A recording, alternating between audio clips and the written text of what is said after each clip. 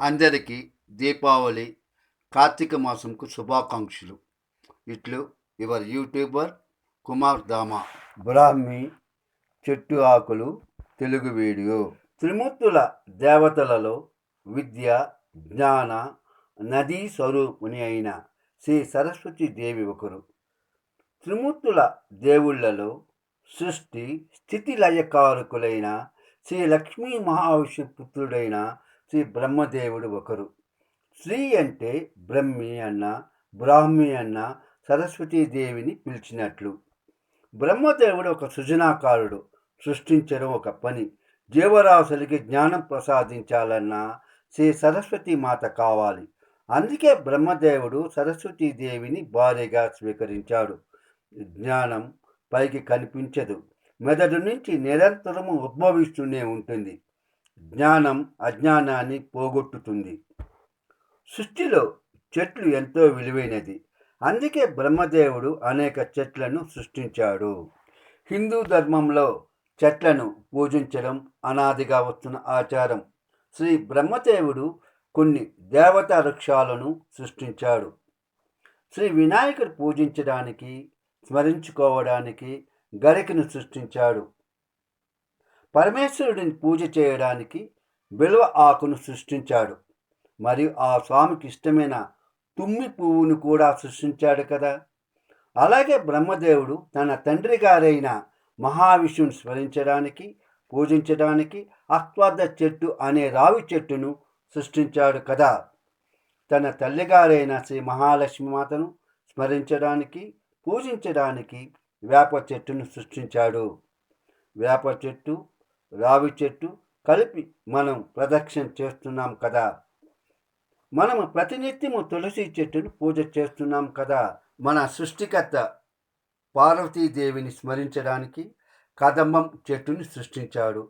పార్వతీదేవి కదంబం చెట్లలో సరస్వతీదేవి రూపంలో 10 సంవత్సరాల వరకు నివాసం ఉన్నారు. కదంబం చెట్టుని కొంతమంది భక్తులు పూజలు చేస్తున్నారు. శ్రీ మహావిష్ణు బొడ్డు నుంచి పుట్టుకొచ్చిన బ్రహ్మదేవుడు కమలంతో ఆవిర్భవించాడు. అందుకే బ్రహ్మదేవుణ్ణి కమల సంభవుడు అంటారు. మరియు బ్రహ్మ కమలము కూడా అంటారు. రాత్రి సమయంలో వికసించే పుష్పము బ్రహ్మ కమలము అంటారు. చివరగా బ్రహ్మదేవుడు తన భార్య అయిన సరస్వతీదేవిని స్మరించడానికి, పూజ చేయడానికి బ్రహ్మి చెట్టును సృష్టించాడు. బ్రహ్మి చెట్టు అన్న, బ్రాహ్మి చెట్టు అన్న, సరస్వతీ చెట్టు అన్న ఒకటే. ప్లీజ్ లైక్ బ్రహ్మి చెట్టు గురించి మరియు పూజ విధానం. బ్రహ్మి చెట్టును ఇంట్లో పెంచుకోవచ్చు. ప్రతిరోజు పూజ చేసుకోవచ్చు. మనం ప్రతిరోజు తులసి చెట్టును పూజ చేయడానికి తులసి కోటను ఏర్పాటు చేసుకుంటాం కదా. పక్కనే బ్రహ్మ చెట్టు కోటను కూడా ఏర్పాటు చేసుకుని ప్రతిరోజు ఆ 2 చెట్లను పూజ చేసుకోవచ్చు. మరియు దీపారాధన, హారతి ఇవ్వవచ్చును.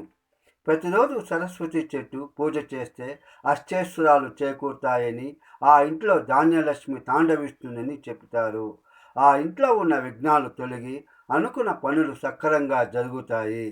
శనిగ్రహ దోషాలతో ఉన్నవాళ్ళు ఈ చెట్టును ఆరాధిస్తే శనిగ్రహము పోతాయని అంటున్నారు. ఇంట్లో ఈ చెట్టును పెంచడం వలన మనకు అన్ని రకాల అరిష్టాలు తొలగి శుభం చేకూరుతుందని తెలుపుతున్నారు.